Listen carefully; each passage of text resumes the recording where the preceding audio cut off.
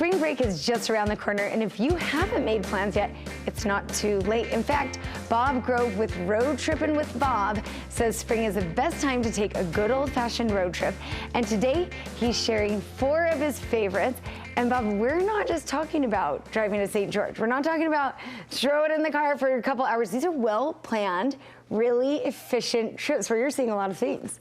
Yeah, you know, if you've got a name as Road Trippin with Bob, you better know where to go on a road trip, right? Better. So I came up with some ideas. These are not only great ideas for spring break, you can break them into pieces for spring break, but they're awesome ideas for summer vacations as well.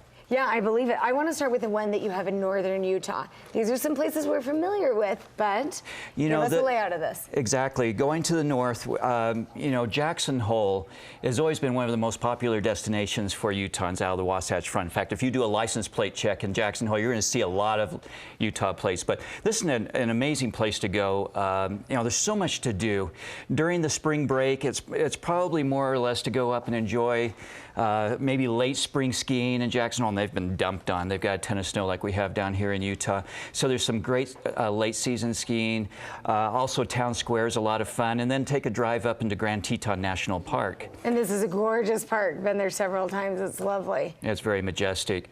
You know, another idea is that during spring break, it's not possible to drive through Yellowstone because the roads aren't open yet. They open more towards the end of April and in May. Okay, that's good to know because spring break is usually before then. So wait 1 second on that. Yeah, so you want to wait, hold off, unless you, and it won't even be open for snow coaches or snowmobiling at that time. But you could go up to West Yellowstone and go through the Mesa Falls Scenic Byway between Ashton and Island Park and go into West Yellowstone. Just such a beautiful and gorgeous drive. See, there's something so peaceful about being on the road like that and seeing that lovely scenery. So those are the big things there. Take us through Utah's Mighty 5. Okay, well, this was a big campaign that the State Tourism Office ran for a number of years. This is the 5 national parks of Utah: Zion, Bryce, Capitol Reef, Arches National Park, and Canyonlands. The best way to see it is to go head down to Springdale and stay in that area, run through the park, see the sights of Zion, then go up 89, and then you want to hit Highway 12, which is Utah's All-American Road. That runs about 120 miles from Highway 89 up to the junction of 24 where Torrey, Utah is. Bryce Canyon's along the way.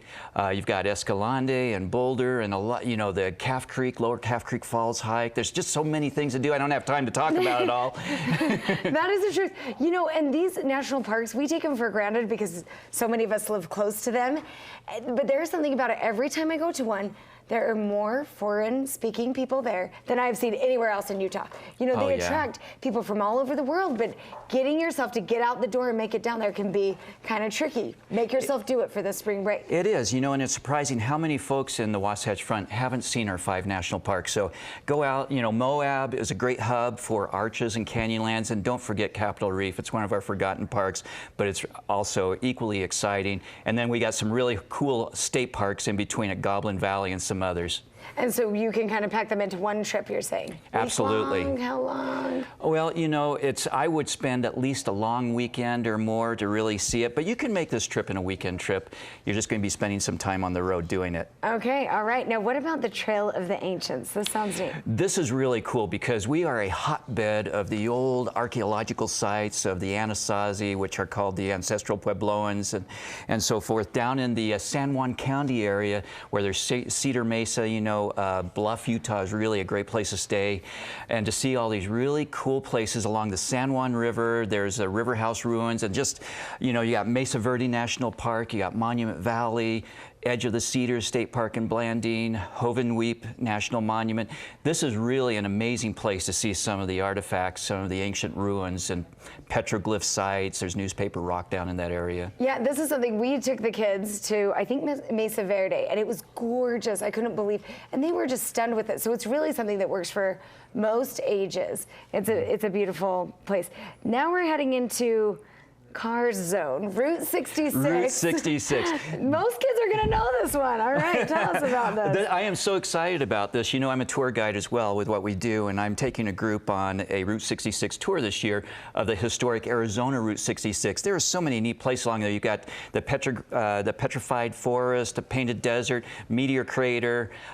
You've got Arizona at Williams, Arizona. Take the Grand Canyon Rail up to the south rim of the Grand Canyon Caverns. What's really neat is the little town of Oatman, Arizona. Oatman, Arizona. It's O-A-T-M-A-N, Oatman, Arizona. This is where the wild burros run free in town. You'll drive right through the middle of town on the main drag, and there's wild burros running around on the town. It's really an awesome sight, but this will take you back. There's nothing more Americana than old Route 66. It really does. It has that feeling. Anytime we've been on it of just, man, we just stepped back 60 years. It has that neat feeling. Okay, so you have a great giveaway on your website. Tell us what that is. We're going to give away an annual Utah State Parks Pass. So this will get you into all Utah State parks and recreation areas for up to 7 people in your car.